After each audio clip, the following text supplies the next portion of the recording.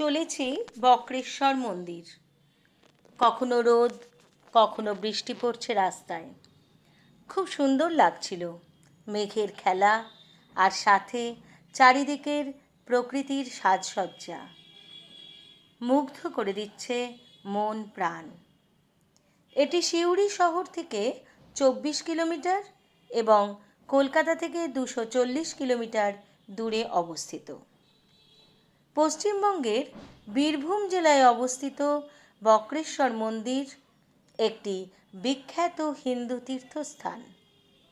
এটি হিন্দু ধর্মের 51টি শক্তিপীঠের একটি। দেবী সতীর ত্রিনয়ন এই অঞ্চলে পড়েছিল যখন ভগবান বিষ্ণু শিববিহীন দক্ষযজ্ঞে স্বেচ্ছায় প্রাণ বিসর্জনকারিণী সতীর দেহ সুদর্শন চক্র দিয়ে খণ্ডিত করে শিবের তাণ্ডব বন্ধ করতে সক্ষম হয়েছিলেন। খণ্ডিত অংশগুলি পরে এক একটি মন্দিরে পরিণত হয় ও শক্তিপীঠ নামে পরিচিত হয়। এটি অন্যতম একটি মহাশক্তিপীঠ হিসেবে বিবেচিত। দেবী এখানে মহিষমর্দিনী আর ভৈরব বক্রনাথ। কথিত আছে সত্যযুগে লক্ষ্মী ও নারায়ণের বিয়েতে সুব্রত মুনিকে ইন্দ্র অপমান করেন।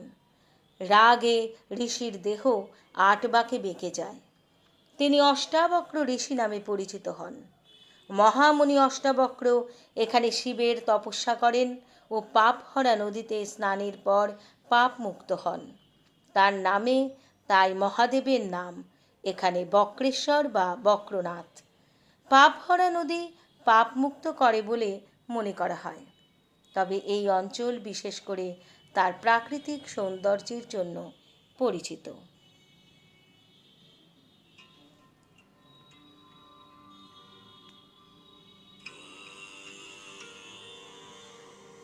এটি প্রধান গেট। এখানে গাড়ি রেখে প্রবেশ করলাম।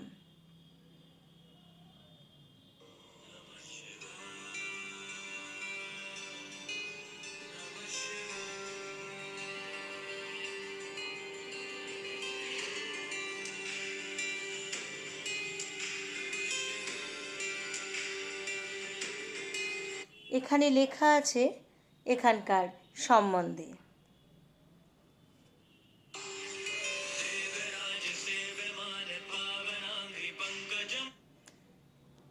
আমরা এগিয়ে চললাম। এখানে রয়েছে বিশাল বটবৃক্ষ। এটি বিখ্যাত অক্ষয় বট গাছ। এটি খুব পবিত্র বলে মনে করা হয়। এই বিশাল প্রাচীন বটগাছের তলায় বসেই অষ্টবক্র মুনি সাধনা করেছিলেন বলে সবাই বিশ্বাস করেন। এই গাছটি প্রলয়কালেও কখনো ক্ষয়ক্ষতি হয় না। এখানে 2টি ঘাট রয়েছে, একটি মহিলা স্নানের ঘাট, অপরটি পুরুষদের স্নানের ঘাট। এখানে স্নান করে সবাই পুজো দিতে যান। খুব সুন্দর সাজানো টেরাকোটার কাজ দেখলাম নানা রকম মুদ্রার ভঙ্গিতে।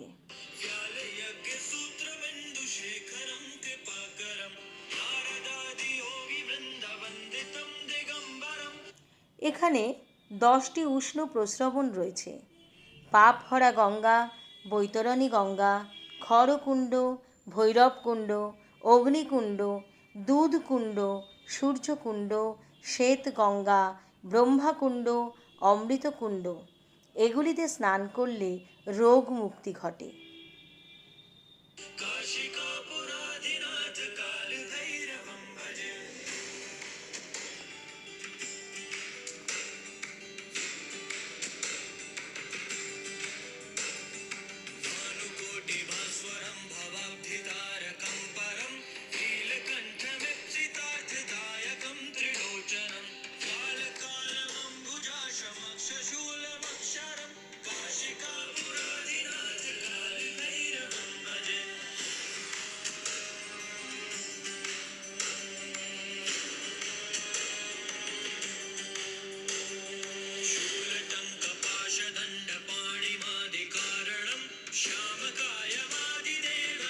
এখানে সব সময় জল ফুটছে, এক একটা কুণ্ডই এক এক রকম। নিজেদের চোখে দেখে অবাক হয়ে গেলাম।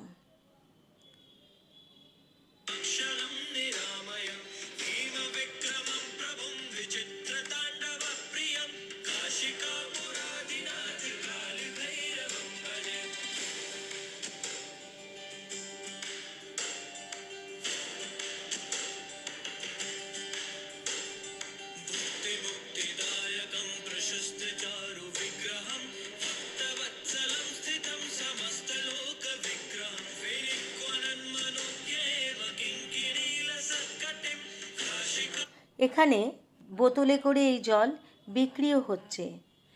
রোগ মুক্তির জন্য অনেকে এখান থেকে জল কিনে নিয়ে যায়। এখানে আমরা পুজোর জিনিসপত্র কিনে এগিয়ে গেলাম, ঠাকুরমশাইয়ের সাথে কথা বললাম।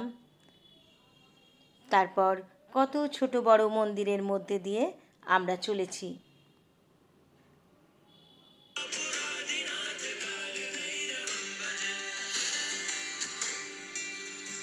এই মন্দিরটি 1761 খ্রিস্টাব্দে রাজা দর্পনারায়ণ কর্তৃক নির্মিত হয়েছিল বলে জানা যায়।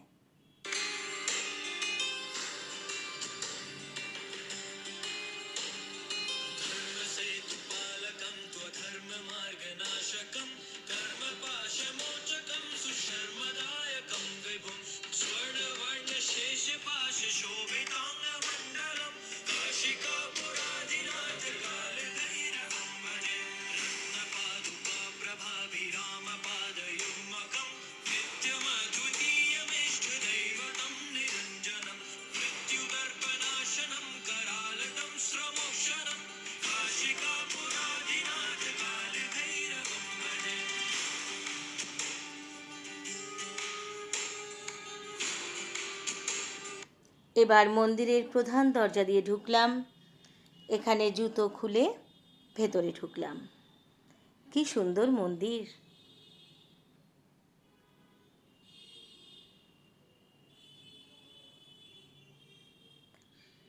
এখানে মেয়েরা আমাদের কপালে তিলক এঁকে দিল।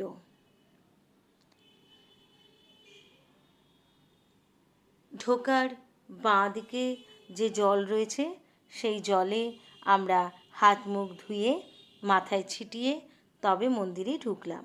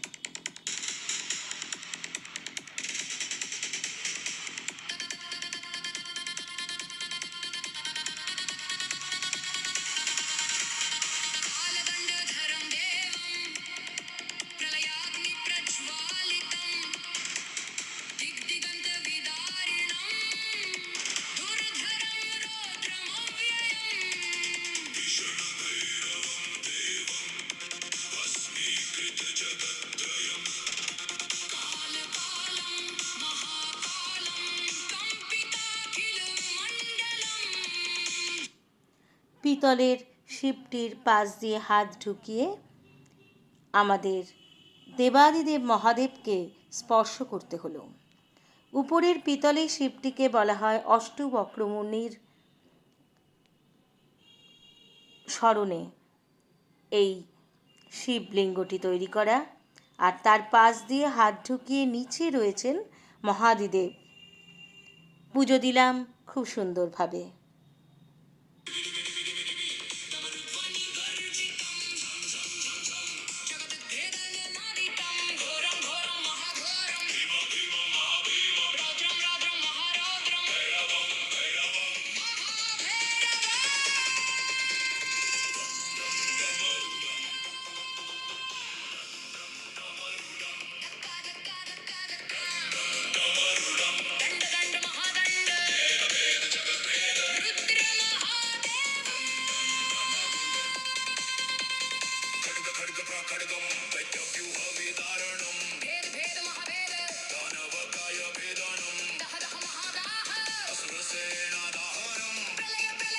এবারে আমরা চলে এলাম মহিষাসুরমর্দিনী রূপে সতী মন্দিরে, সতীপীঠ।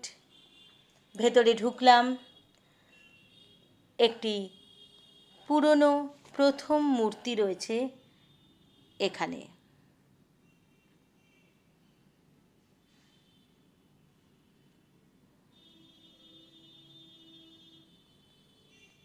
এটি মায়ের প্রথম মূর্তি। আগে মানুষ মূর্তির গায়ে হাত দিয়ে প্রণাম করত।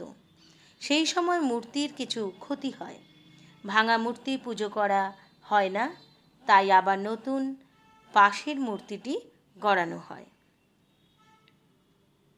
ঠাকুরমশাই আমাদের বুঝিয়ে বলছিলেন।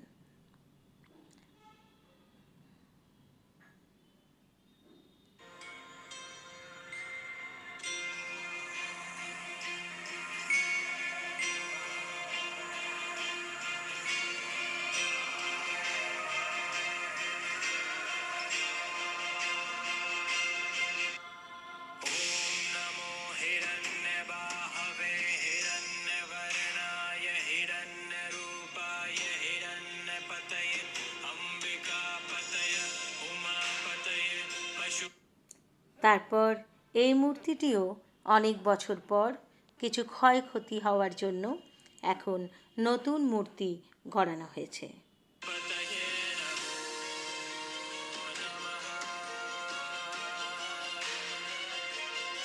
এখানে রয়েছে হরগৌরী মূর্তি, যা কালা পাহাড়ের ধ্বংসের সময়কার বলে মনে করা হয়।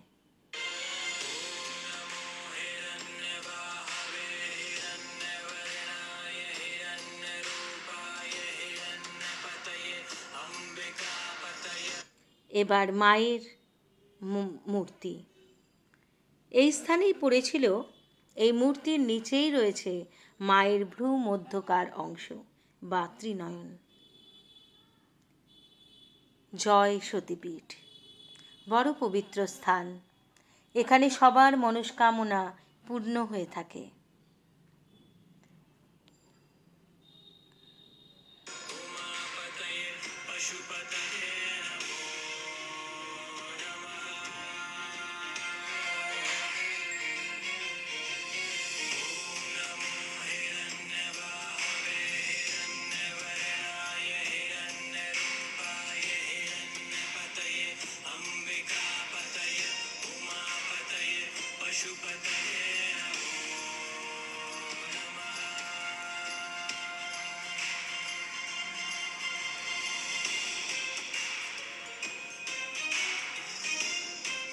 এটি মায়ের পাশে ভৈরব বক্রনাথ শিবলিঙ্গ।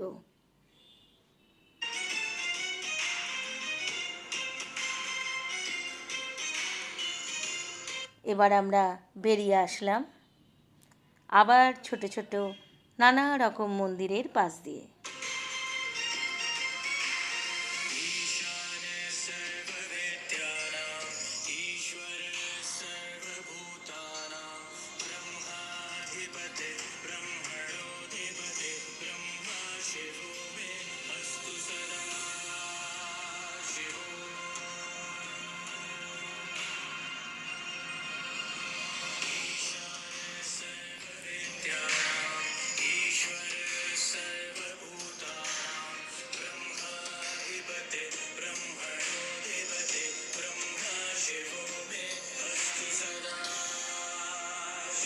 মন প্রাণ ভরে গেছে আমাদের এখানে এসে। যেমন প্রকৃতি তেমন ভগবানের মহিমা দর্শন।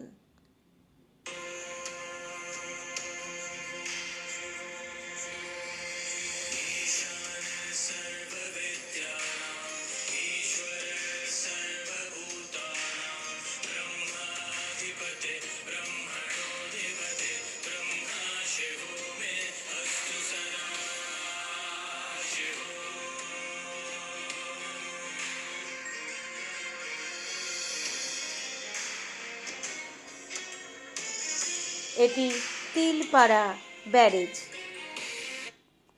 আমার ব্লগটি ভালো লাগলে অবশ্যই শেয়ার আর সাবস্ক্রাইব করে দেবেন বন্ধুরা, আর লাইক কমেন্টে জানাবেন আপনাদের অভিজ্ঞতা আর আমার ব্লগটি আপনাদের কেমন লাগলো। পাশে থাকবেন সব সময়।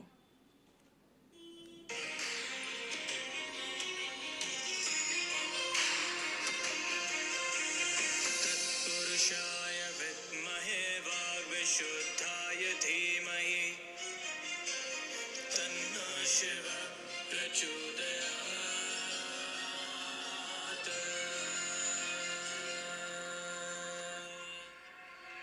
এখানেই শেষ করছি।